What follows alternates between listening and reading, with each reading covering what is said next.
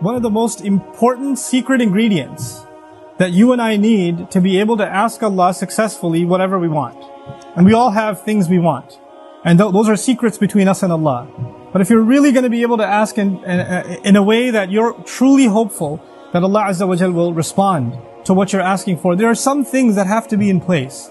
And one of the most important things that the Quran keeps highlighting that has to be in place is that you and I have to ask Allah to forgive us first.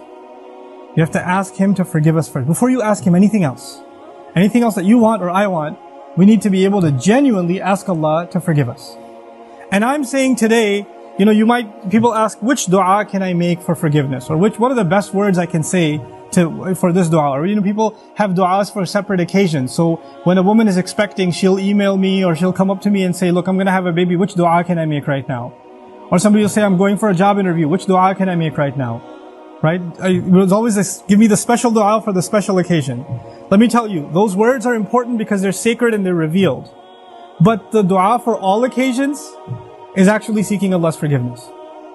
The dua to open up all of your problems, get rid of all of your problems. The one dua that takes care of everything is genuinely seeking Allah's forgiveness. Nuh alayhi salam invites his people, for over 9 centuries. He's doing constant da'wah to them. And at the end of that career, he looks back and he summarizes the message that he was trying to give them. Of course, he didn't have one speech with them. He didn't talk to them once or twice. Laylan wa nahara, da'awtu qawmi laylan wa nahara. Night and day. He didn't even take nights off. He's constantly inviting them.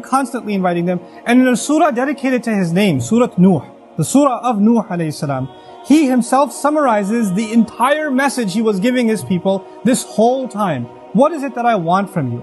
Inni kullama da'awtuhum litaghfira lahum. Every time I was inviting them, I was only inviting them, calling them to this faith, so you could forgive them, Ya Rabb. So you could forgive them. And then literally he says, here's how I invited them. This is what I exactly said to them over and over and over again. Qult, I said, istaghfiru rabbakum. Seek forgiveness of your master. Innahu kana ghaffara. Certainly Allah is someone who keeps on forgiving and keeps on forgiving and keeps on forgiving. And He does it repeatedly. But what He says after that is so remarkable. He said, you people, and I need you to understand who He's talking to. He's talking to one of the worst nations in history. Nuh alayhi salam is described as one of the worst nations of all the nations.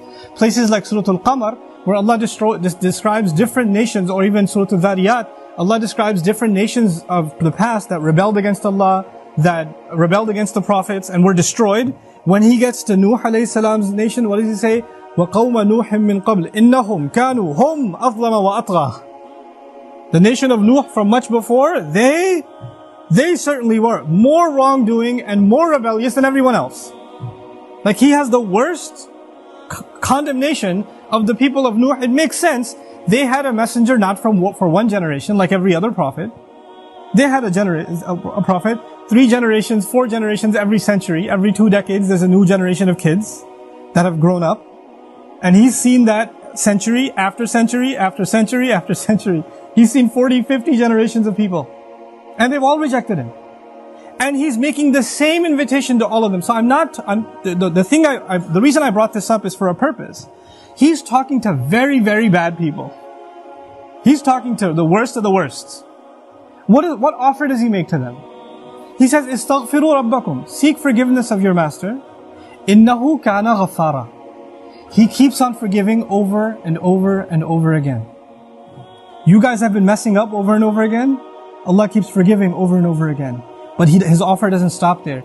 He says, يُرْسِلِ السَّمَاءَ عَلَيْكُمْ مِدْرَارًا. Yursili. It's actually Jawab al-Amr here. What that means is, if you seek His forgiveness, then Allah will open up the sky for you and it'll start pouring on you.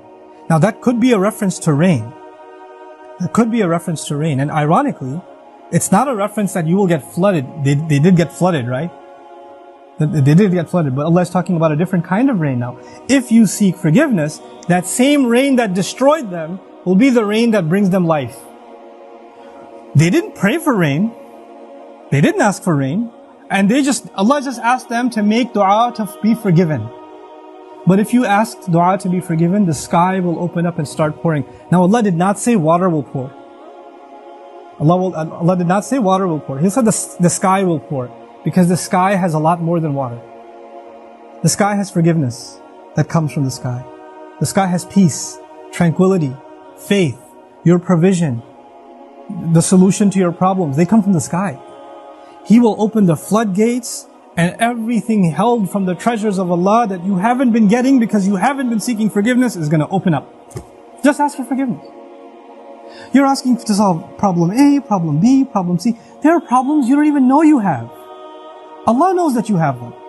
If you and I just became genuine people of seeking forgiveness, then those problems would start getting solved by divine intervention.